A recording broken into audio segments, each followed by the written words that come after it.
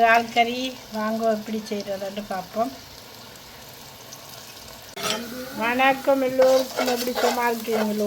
நாங்கள் இன்றைக்கி இறால் கறியும் ஏலோ சோறு கோழி பொரியல், அது அவங்களுக்கு இறால் கறி எப்படி சமைக்கிறான்னு செய்து காட்டப்போகிறோம். இதுக்கு வெங்காயம் போட்டு வதக்கிட்டேன் ஆல்ரெடி. இப்போ நான் இதுக்கெல்லாம் போட்டிருக்கிறது வெந்தயம், நச்சீரகம், பெருஞ்சீரகம், பச்சை மிளகாய், கடுகு, வெங்காயம் எல்லாம் போட்டு ரம்பையில் இஞ்ச கிடைச்சிது போட்டு வதக்க விட்டுருக்கேன். வதங்கிட்டு இஞ்சல இறால் சுத்தம் செய்து வெட்டி மஞ்சள் உப்பு எல்லாம் போட்டு பிரிட்ஜி வச்சுக்கேன். இங்கே தக்காளி பழம் போட்டு வச்சுக்கேன். அதுக்கு கத்திரிக்காய் பொரித்து தான் போட போகிறேன். வாங்க ஒவ்வொன்றா பார்ப்போம். அவங்க வெங்காயம் வதக்கிட்டு நாங்கள் இதுக்காக தக்காளி பழம் போடுவோம். இதுக்காக வெள்ளாப்பூடும் பட்டி தான் போட்டேன். நான்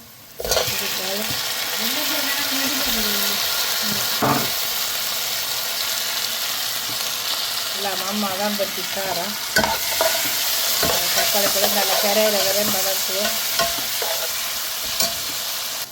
இப்போ எதுக்கு நான் இப்போ உங்களுக்கு காய்ச்சல் இதுக்கு இஞ்சி வெள்ளாப்பூடு பேஸ்ட்டு டாக்டர்னு போட்டேன். போட்டு எல்லாத்தோடையும் வதக்குவோம் நல்லா. அவங்க தக்காளி பழம் நல்லா வதங்கிட்டு நாங்கள் இதுக்க களி வச்ச இறாலை போடுவோம்.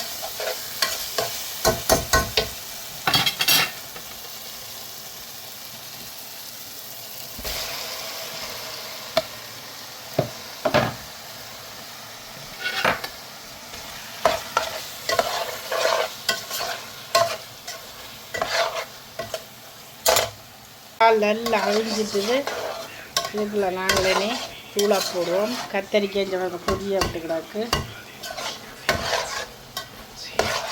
தூளை போட்டு பிரட்டுவோம்.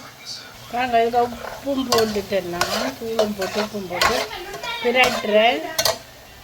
நாங்கள் இதுக்காக கத்தரிக்காயும் பொரித்து அது போட்டுட்டேன். இது எல்லாத்தையும் போட்டு கிளறுவோம். நாங்கள் ஒற்றை கையால் வீடியோ இருக்கக்கூடியத்தான் நடக்க முடியுதில்லை.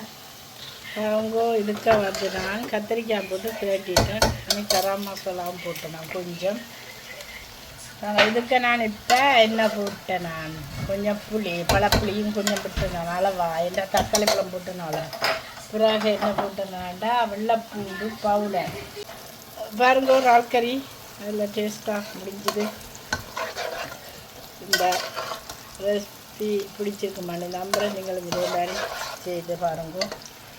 நல்லாயிருக்கும், நல்லா டேஸ்ட்டாக வருது.